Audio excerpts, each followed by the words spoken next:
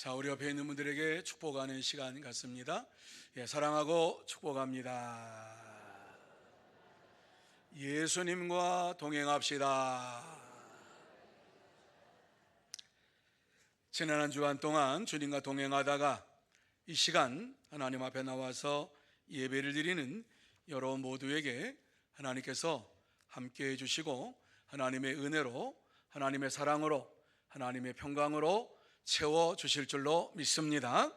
예배 드리는 가운데에 꼭 하나님을 만나는 시간이 되시기를 바라고 주님과 동행하는 복된 시간이 다 되시기를 바랍니다.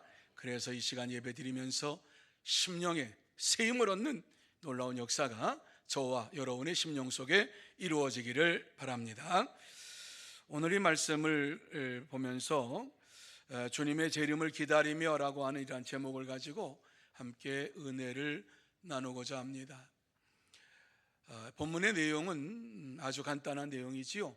그 내용이 무엇이냐? 요셉이 마리아와 함께 베들레헴에 호적하러 갔다가 그곳에서 예수님을 출산하게 되었다라고 하는 내용이 오늘 내용입니다. 자, 우리가 이제 12월달 성탄의 달입니다. 우리가 성탄절을 기념하고 또 다시 오실 예수님을 바라보면서 나아가는 이러한 시간이 12월 달입니다. 다시 오실 예수님을 우리가 맞이하기 위하여서 어떻게 해야 할 것인가 하는 것은 굉장히 중요한 일입니다.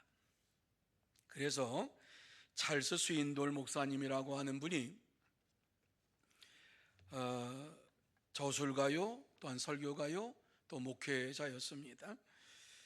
그는 겨울이 오기 전에 돌아오라라고 하는 그의 책에서 이렇게 말하고 있어요.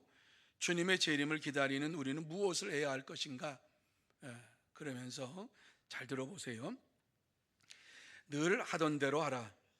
매일 하나님의 영광을 위하여 열심히 살라. 그의 이름을 위하여 당신의 직장과 가정에서 부지런히 일하라. 날마다 주님의 재림을 기대하는 마음으로 소금의 역할을 다하며 빛을 비추고 균형 있고 명랑하며 안정된 삶을 유지하라. 그리고 만일 당신이 하늘에 올라갈 준비가 되어 있다면 구원 열차의 티켓을 단단히 붙잡아라. 주님께서 나누어 주시는 이 티켓은 거저 주신 것이다. 미루지 말라. 이렇게 이야기를 했어요. 주님의 재림을 기다리는 자가 이 땅에서 어떻게 살아야 하느냐? 구원의 확신을 가지고 있느냐? 구원의 확신을 가지고 있으면은 구원의 확신을 그것을 꽉 부여잡고 끝까지 달려가는 믿음의 삶을 살아라. 이렇게 말씀을 주시고 있습니다. 자, 오늘 이 본문의 말씀으로 돌아와서 보면 요셉이 마리아와 함께 이와 같이 호적하러 베들레헴에 갔다가 그곳에서 아기 예수가 탄생하는 것을 이와 같이 기록하고 있죠. 보았어요. 그런데 오늘 이 말씀을 보면서 누가복음서에서 세상에 오신 예수님을 어떻게 맞이해야 하는가를 말씀하는가를 생각을 하면서 그렇다면 우리는 재림하신 예수님을 어떻게 맞이해야 하는가를 나누며 은혜 받는 시간이 되기를 원합니다. 이 시간은 누가복음 전체를 통해서 다시 오실 예수님을 어떻게 말씀하고 있는가 하는 것을 살펴보면서 은혜 받는 시간이에요. 그러면 재림하실 예수님을 어떻게 맞이해야 되느냐 하는 그 첫 번째로 기뻐하며 신랑으로 맞이해야 할 것을 누가복음 5장 34절에서 말씀하고 있어요. 자, 우리 첫 번째 한번 기뻐하며 신랑으로 맞이해야 합니다. 같이 한번 읽습니다. 시작. 기뻐하며 신랑으로 맞이해야 합니다. 다시 오실 예수님은 우리의 신랑으로 오신다는 이 사실을 마음에 새기면서 다시 오실 예수님을 맞이해야 한다, 기다려야 한다 하는 말씀을 주시고 있어요. 자, 그러면 누가복음 5장 34절에 어떤 말씀을 하고 있는지 같이 한번 읽습니다. 시작. 혼인집 손님들이 신랑과 함께 있을 때에 너희가 그 손님으로 금식하게 할 수 있느냐? 아멘. 여러분, 이 말씀은 어떤 내용인가를 여러분이 금방 알 거예요. 결혼잔치에 참여해가지고 이제 있는 이러한 손님이 결혼잔치에서 금식할 수 있겠느냐? 아니지요. 결혼잔치에 참여한 자들은 신랑 신부를 축하하고 축복하고 그리고 음식을 나누며 즐거워하는 이러한 시간이 결혼하는 시간이잖아요. 그래서 오늘 이 말씀에 보면은 예수님께서 신랑으로 우리와 함께 있을 때에 금식하지 아니하고 기뻐하며 잔치를 즐긴다라고 하는 이런 내용의 말씀을 주시면서 다시 오실 예수님을 기다리는 저와 여러분이 이 땅에서 어떻게 생활해야 되느냐, 기뻐하며 신랑으로 맞이할 준비를 해야 할 것을 말씀하고 있습니다. 우리는 신랑으로 세상에 다시 오실 예수님을 맞이하기 위하여서 날마다 기쁨으로 생활해야 됩니다. 우리가 이 세상에서 사는 것, 예수님이 다시 오실 그날을 기다리며 사는 겁니다. 우리의 욕망과 욕심을 채우기 위해 사는 것이 아니라 하나님의 영광을 위하여 하나님의 나라가 이 땅에 속히 이루어지기를 원하면서 주님 속히 오시옵소서라는 믿음을 가지고 주님이 다시 오실 그 날을 기다리고 있는 거예요. 그렇기 때문에 참된 성도는 다시 오실 예수님을 신랑으로 맞이하기 위하여서 날마다 기쁨으로 생활을 합니다. 여러분, 예수님께서 혼인잔치 비유의 말씀을 하신 것은 신부와 신랑이 함께 있을 때에는 어느 누구도 금식하지 아니하고 기뻐한다라고 하는 말씀을 주시기 위함이지요. 신랑과 함께하는 신부는 항상 기쁨이 넘치므로 즐거워하고 금식하지 않습니다. 그러므로 저와 여러분 모두 다 주님의 신부로서 신랑 되신 주님과 함께 하는 이러한 삶을 살 뿐만 아니라 다시 오실 주님을 기다리면서 기쁨으로 살아가야만 되는 것입니다. 그래서 신랑 신부에게 가장 중요한 것은 정절이죠. 믿음의 정절.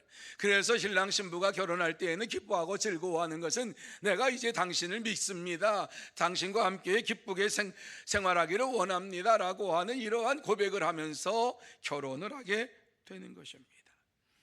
주님이 가까이 오면 가까이 올수록 이제 점점 더 우리의 심령 속에 기쁨이 넘치고 감사가 넘치면 참 좋은데, 주님이 가까이 오면 가까이 올수록 우리의 마음속에 어느 순간에 기쁨이 사라지고 우리의 심령 속에 즐거움이 사라지고 주님을 믿고 의지하는 마음이 점점 약해져가는 이러한 모습을 보게 됩니다. 그런데 이러한 모습을 이미 성경에서 예수님께서 우리에게 예언의 말씀을 해 놓으셨어요. 내가 이 세상에 오기 전에 어떠한 일이 벌어지느냐, 난리와 난리가 일어날 것이요 전쟁과 전쟁이 일어날 것이요 많은 사람들이 교회 안에서 믿는 척하다가 배교하는 자들이 많아질 것이다 라고 하는 말씀을 우리에게 이미 주셨어요. 신랑 되신 예수님께서 다시 오실 그날을 바라보며 기쁨으로 즐거워하며 살아야 되는데, 주님이 오시는 그날이 점점 더 멀어지는 것 같고 곧 오실 것 같지 아니하니까 내 마음대로 내 뜻대로 삽니다. 그래서 마지막 때 현상에 대하여서 예수님께서 우리에게 너무 잘 말씀해 주고 있지요. 그때에는 기쁨이 사라지고 즐거움도 사라진다 그랬어요. 염려와 근심과 걱정이 가득 찬다 그랬어요. 그러한 사실을 누가복음 21장 10절과 11절 말씀에 이렇게 우리에게 말씀을 주고 있어요. 같이 읽습니다. 시작. 민족이 민족을, 나라가 나라를 대적하여 일어나겠고 곳곳에 큰 지진과 기근과 전염병이 있겠고 또 무서운 일과 하늘로부터 큰 징조들이 있으리라. 마지막 때가 되면 신랑 되신 예수님을 기다리면서 즐거워하고 기쁨이 넘쳐야 되는데 그렇지 못하게 될 것이다 라고 하는 말씀을 주시고 있어요. 마지막 때에 일어날 일들에 대하여 민족과 민족이 대적하고 전쟁을 하게 되고 나라와 나라가 전쟁을 하게 된다고 말씀하고 있어요. 이 시대를 여러분 잘 생각을 하시면서 이 말씀을 들어보세요. 지금 이 시대는 전쟁의 위험이 감도는 이러한 시대에 우리가 살고 있어요. 언제 어느 때에 전쟁이 일어날지 몰라요. 러시아와 우크라이나가 전쟁을 하는데 그 전쟁 뭐 끝나지 않아요. 벌써 4년 됐어요. 1년이면 끝난다고 생각을 했어요. 그 4년 됐어요. 그런데 이것이 의지부지하니까는 또 러시아가 폴란드를 갖다가 점령하겠다 이렇게, 그러니까는 또 폴란드에 전쟁 준비를 해요. 러시아와 국경이 가까운 이러한 나라들이 전부 이렇게 준비를 하고 있는 것을 보게 됩니다. 그 나라와 나라가 대적을 하는 이러한 일이 벌어지고 있어요. 성경 구절 띄워주시기 바랍니다. 뿐만 아니라 곳곳에서 지진과 기근이 또 전염병이 있겠다 말씀하고 있어요. 여러분 뉴스 보셨지요? 지난주 뉴스에 보면은 일본에서 7.6 강도가 지진이 일어나고 6.7 강도 지진이 일어나가지고 그곳에 굉장히 많은 피해가 임했다라고 하는 이러한 뉴스를 여러분이 들었을 거예요. 그 아프리카에서는 아직도 기근이 비가 오지 않아서 기근 때문에 염려를 하고 어떻게 하면 기근을 갖다가 없앨 수 있을까 하는 것에 대해 염려하고 있어요. 전염병이 지금도 계속되고 있어요. 유행하는 지금 전염병이 뭐예요? 독감이라 그러지요. 독감과 코로나가 동시에 유행한대요. 그러니까는 어르신들은 이거 다 맞으라 그래요. 저도 맞았어요. 좌측 우측 다 맞았어요. 전염병이 지금 돌고 있어요. 무서운 일과 하늘로부터 큰 징조들이 있으리라. 별의별 일들이 지금 다 일어나고 있는 이러한 시간입니다. 주님이 다시 오신다고 하는 것을 우리가 믿으면서도 이러한 시대 속에 살기 때문에 마음속에 염려와 근심을 가지고 살게 되는 거예요. 심지어 교회 안에서 어떤 일이 벌어질 것인가를 누가복음 21장 16절에서 17절 말씀하고 있는데 같이 한번 읽습니다. 시작. 심지어 부모와 형제와 친척과 벗이 너희를 넘겨주어 너희 중에 몇을 죽이게 하겠고 또 너희가 내 이름으로 말미암아 모든 사람에게 미움을 받을 것이나. 여러분 이 말씀 잘 보세요. 마지막 때에 부모와 형제와 친척과 벗이 너희를 넘겨주고, 무슨 말이에요? 예수를 믿는 자들을 핍박 가운데 넘겨준다고 하는 말씀이 핍박 가운데 넘겨준다. 고난 가운데 넘겨준다고 하는 거예요. 심지어 죽일 것이다라고 말씀하고 있어요. 죽일 것이다. 너희가 내 이름으로 말미암아 모든 사람에게 미움을 받을 것이나 이렇게 말씀했어요. 마지막 때가 되면 교회 안에서 이와 같이 배도자들, 배반자들이 나타나가지고요 성도들을 고발하고 죽이는 일에 앞장서는 이러한 일이 벌어질 것이라고 말씀해주고 있습니다. 다시 말씀드려서 마지막 때에 신랑 되신 예수님이 이 땅에 오실 때에 기쁨으로 맞이해야 되는데 기쁨이 점점점 사라지는 것은 고난과 순교를 당하게 될 것이다라고 하는 말씀을 주시기 때문에 이 말씀을 보면서 성도들이 믿음이 연약해지는 것이에요. 하지만은 참된 성도는 신부로서 예수님을 신랑으로 맞이하기 위하여서 죽음을 각오하고 믿음으로 생활을 합니다. 그러므로 그 속에서 기쁨이 넘치는 삶을 살게 되는 것이지요. 여러분, 우리는 신부로서 신랑이신 예수님을 기쁨으로 맞이할 준비를 해야 합니다. 그러기 위하여서 우리의 마음속에 항상 즐거움으로 기쁨으로 차고 넘쳐야 됩니다. 이 사실을 요한계시록 19장 7절에 이렇게 우리에게 말씀해 주고 있습니다. 같이 읽습니다. 시작.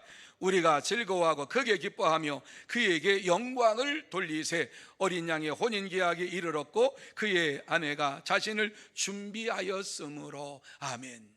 이 말씀 속에 상반절 말씀 보면 우리가 즐거워하고 크게 기뻐하며 그에게 영광을 돌리세. 마지막 때에 이와 같이 기쁨의 삶을 살기 위해서 우리가 해야 할 일이 무엇인가? 즐거워하고 크게 기뻐하며 오직 하나님께 영광을 돌리는 이러한 믿음의 삶을 살아야 할 것을 말씀해 주고 있습니다. 그렇습니다. 참된 성도는 다시 오실 신랑 되신 예수님을 기쁨으로 맞이할 준비를 하면서 믿음으로 살아갑니다.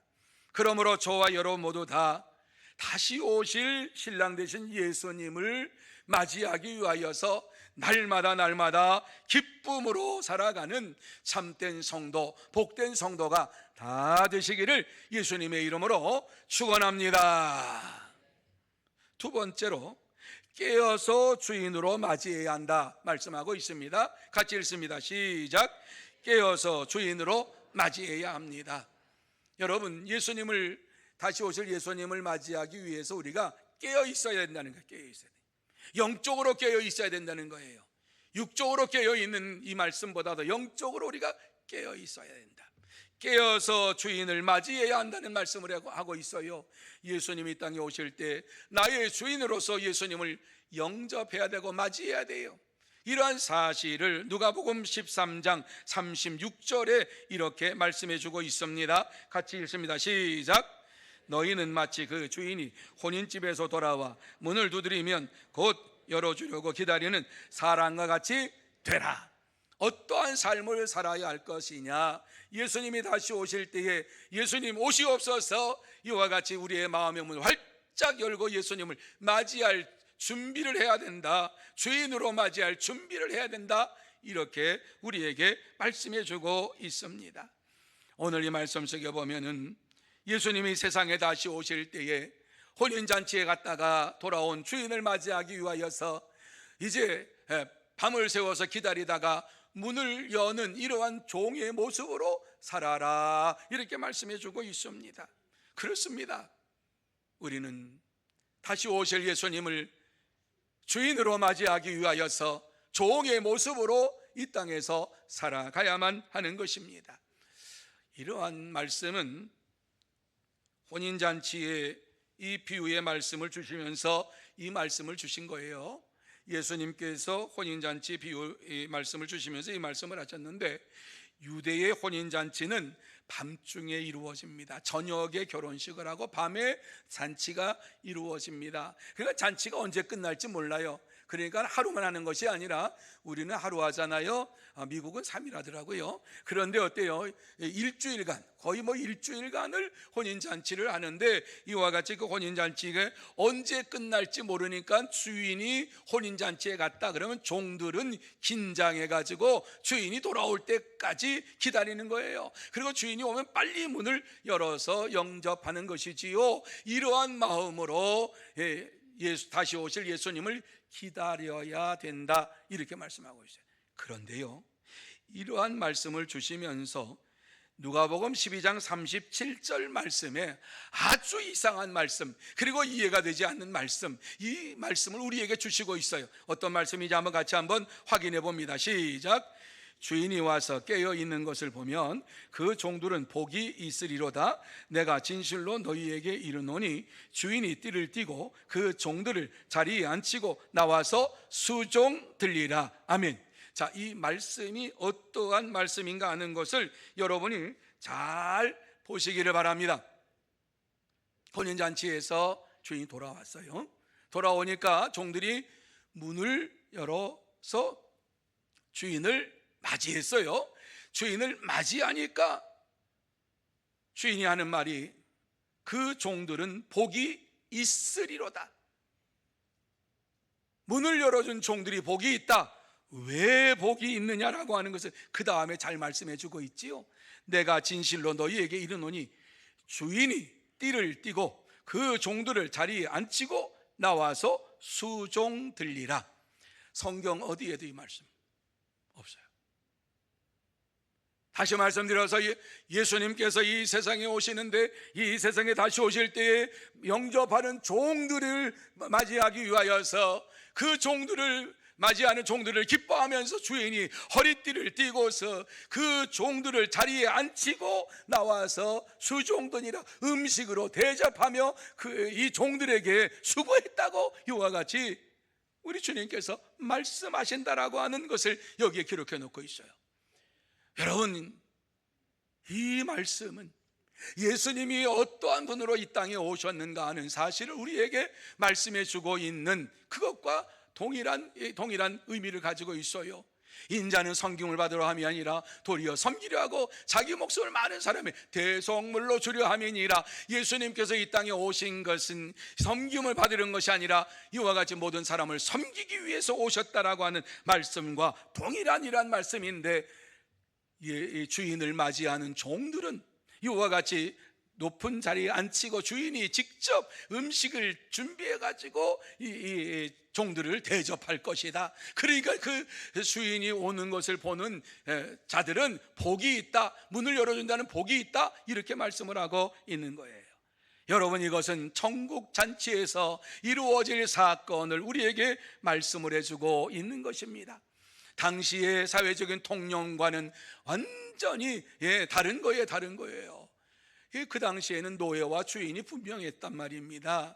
그러니까 주인이 바깥에 나갔다 들어오면은 이 종들은 어때요? 주인이 들어오면은 발 씻을 물을 내주고, 발 씻으면 어때요? 음식을 장만해 가지고 이와 같이 주인에게 대접을 하는 것이 종의 모습이에요. 그런데 주인이 이렇게 종들이 주인을 섬길 때에 야, 같이 먹자, 이렇게 하는 사람이 있겠느냐? 없다 그랬어요.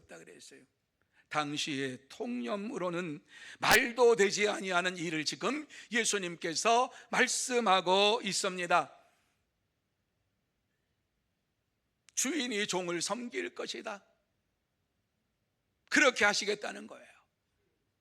여러분, 이 말씀이 성취된 게 어딥니까? 예수님께서 제자들의 발을 씻겨주신 사건이 있지요. 발을 씻는 것은 종들이 씻는 거예요. 제자가 선생님의 발을 씻겨주는 거예요. 그런데 어때요? 예수님께서 이와 같이 이제 전도하시고 오셔가지고 음식을 잡수시기 전에 보니까 아무도 발 씻겨주는 사람이 없어요. 예수님께서 대야에 물을 떠다가 허리를 동이고 이와 같이 제자들의 발을 씻겨주셨어요. 다시 말씀드려서 오늘 이 말씀은 예수님께서 제자들의 발을 씻겨줌으로 인하여서 이 말씀이 성취되고, 예수님께서는 말만 하시는 분이 아니라 행동으로 옮기신 분이라고 하는 사실을 우리에게 증거해 주고 있는 것입니다. 천상에서는 이러한 일들이 벌어지는 거예요. 하나님 나라에서 이런 일이 벌어지는 거예요.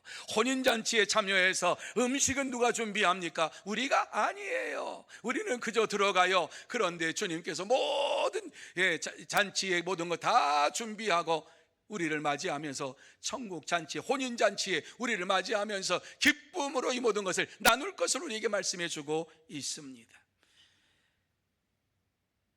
그래서 주인을 이와 같이 영접한 자는 복이 있으리로다 말씀하고 있는 거예요. 예수님을 영접한 자는 복이 있으리로다. 어떤 복? 천국에서 주님의 섬김을 받는 이러한 복이 있게 될 것이다 말씀해 주고 있습니다. 그러므로 깨어서 예수님이 주인으로 맞이하는 이러한 삶이 저와 여러분의 삶 속에 이루어져야 되는 거예요. 그래서 예수님이 이 땅에 주인으로 오실 것을 확실히 믿고 믿음으로 사는 거예요. 여러분, 우리는 예수님의 재림을 기다리며 살아갑니다. 이러한 자들에게 필요한 것은 깨어서 기도하는 것입니다. 깨어서 주님을 맞이하는 것입니다. 주인으로 영접하는 것입니다. 그래서 예수님께서는 우리에게 너희는 항상 깨어 있으라, 깨어 기도하라, 이렇게 말씀해 주셨어요. 깨어서 기도할 때에 우리는 천국잔치에 참여하는 복을 받게 되고, 주님이 이와 같이 베푸신 그 혼인잔치에 참여해서 즐거워하며 기뻐하며 영광을 돌리게 되는 것입니다. 그렇습니다. 참된 성도는 예수님을 주인으로 섬기면서 항상 깨어서 기도하고 부르짖으며 재림하실 예수님을 기다립니다. 그러므로 저와 여러분 모두 다 예수님을 주인으로 섬기면서 항상 기도하고 깨어서 부르짖으며 재림하실 주님을 기다리는 참된 성도, 복된 성도가 다 되시기를 예수님의 이름으로 축원합니다. 세 번째로 순종하며 왕으로 맞이해야 한다 말씀하고 있어요. 자, 같이 한번 읽습니다. 시작. 순종하며 왕으로 맞이해야 합니다. 예수님은 왕으로 이 땅에 오실 거예요. 만왕의 왕이시지만 재림하실 때에는 왕으로 이 땅에 오실 것입니다. 왕으로 오실 때에 왕의 말씀에 순종하는 것은 믿는 자들의 당연한 삶입니다. 그래서 오늘 우리가 다시 오실 예수님을 왕으로 맞이하면서 왕의 말씀에 순종하며 맞이해야 할 것을 말씀해 주고 있어요. 이 사실을 누가복음 19장 12절과 13절 말씀 속에서 예수님께서 이렇게 말씀하셨어요. 같이 읽습니다. 시작. 어떤 귀인이 왕위를 받아 가지고 오려고 먼 나라로 갈 때에 그 종려를 불러 은화 10문화를 주며 이르되 내가 돌아올 때까지 장사하라. 여러분, 이 말씀의 내용이 무엇인지 이해가 되시지요? 오늘 말씀 보면 어떤 귀인이, 그냥 귀족이죠, 어떤 부자가 왕위를 받아가지고 황제에게 가서 왕위를 받아가지고 오려고 먼 나라로 갈 때에 그 종 열을 불러가지고 은화 10문화를 주면서 열을 불러 은화 10문화를 주면서 다시 돌아올 때까지 이와 같이 장사하라고 말씀하고 있는 것을 보게 되는 거예요. 여기서 문화라고 하는 것은 한 장정이 나가서 하루에 품삯이 한 데나리온이었어요. 그러면 한 문화는 100일 동안 나가서 장정이 일할 임금이 한 문화예요. 그러니까 대략 하루에 나가서 한 10만 원을 번다 그러면 한 문화는 100일이니까 한 1000만 원 정도를 이와 같이 각각 10사람에게 준 거예요. 그런데 10사람에게 이와 같이 1000만 원씩 주니까 이것을 가지고 여기 문화라고 하는 것은 재능, 달란트 뭐 이런 것으로 얘기할 수가 있어요. 각 사람에게 나누어 주니까 각 종들이 가가지고 열심히 장사를 했어요. 1000만 원 받은 이 사람이 나가서 열심히 장사해서 1억을 벌었어요. 그러니까는 주인이 아주 칭찬해 주었어요. 그리고 1000만 원 가지고 가가지고 5천만 원을 남겼어요. 그러니까 그것도 칭찬해 주었어요. 그런데 한 문화를 가지고 있던 종이 와가지고 주인에게 보자기에 싸가지고 이와 같이 한 문화를 가지고 와서 주인이요, 여기 주인이 주신 돈이 여기 있습니다 라고 주인에게 주었어요. 그러면서 하는 말, 주인은 정확하고 확실하기 때문에 내가 혹시 장사를 하다가 이 원금까지 다 까먹을까 봐 내가 장사하지를 못했습니다. 그리고 당신에게 그 원금 그대로 갖고 왔습니다. 그러니까는 주인이 책망을 했어요. 그리고 어때요? 그 한 문화를 10문화를 남긴 자에게 주었다라고 하는 것이 문화 비유예요. 예수님께서 비유로 말씀하신 것이에요. 무슨 말씀입니까? 주님이 다시 오시를 그때에 각 사람에게 나누어진 재능과 은사를 활용해서 이 땅에서 하나님을 위하여, 주님을 위하여, 하나님 나라를 위하여 힘써 헌신하며 이익을 남기라고 말씀하고 있는 거예요. 장사라고 하는 말씀, 여러분 장사하는데 미치고 장사하는 사람 있습니까? 손해보기 위해 장사하는 사람 있습니까? 없어요. 한 푼이라도 남겨야 돼요. 한 푼이라도. 그것이 장사하는 사람의 목적이지요. 1원에 받아와서 1원에 팔았다? 그건 장사하면 안 돼요. 빨리 접어야 돼요. 1원에 가져와서 50점 받았다? 그것도 안 돼요. 1원에 가져와서 10원에 팔 수 있는 재능도 있어야 되고 100원에 팔 수 있는 이런 재능도 있어야 되는 거예요. 다시 말씀드려서 저와 여러분에게 주신 은사를 따라서, 재능을 따라서 주님이 다시 오시는 그날에 열심히 주님을 위해 헌신하고 봉사해서 많은 열매를 맺어야 할 것을 우리에게 말씀해 주고 있어요. 그런데 우리 하나님께서 가장 좋아하시는 열매가 어떤 열매인가? 전도의 열매예요. 전도의 열매. 땅끝까지 이르러 내 증인이 되라 말씀하셨어요. 만민에게 복음을 전하라고 말씀하셨어요. 저와 여러분이 이 땅에 살면서 하나님께서 가장 많은 이익을 남기기 원하는 이러한 것이 바로 전도의 열매를 많이 맺기를 원한다, 이렇게 말씀했어요. 그가 예수님께서 이 세상을 떠날 때에 분명하게 천국으로 승천하시기 전에 우리에게 말씀하신 것이 가서 복음을 전하라, 나가서 만민에게 복음을 전하라, 많은 열매를 맺는 자가 되라, 이렇게 말씀을 해주고 있는 것을 보게 됩니다.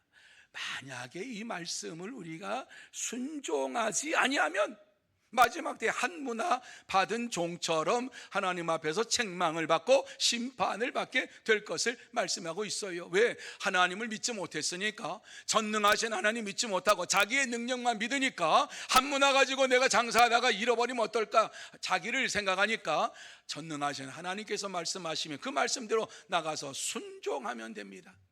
그 말씀대로 나가서 일하면 됩니다. 그러면 하나님께서 힘 주시고 능력 주시는 것이에요. 그래서 바울 사도가 뭐라 그래요? 내게 능력 주시는 자 안에서 내가 모든 것을 할 수 있느니라. 그러면서 그는 믿음으로 모든 일들을 감당했던 것을 보게 됩니다.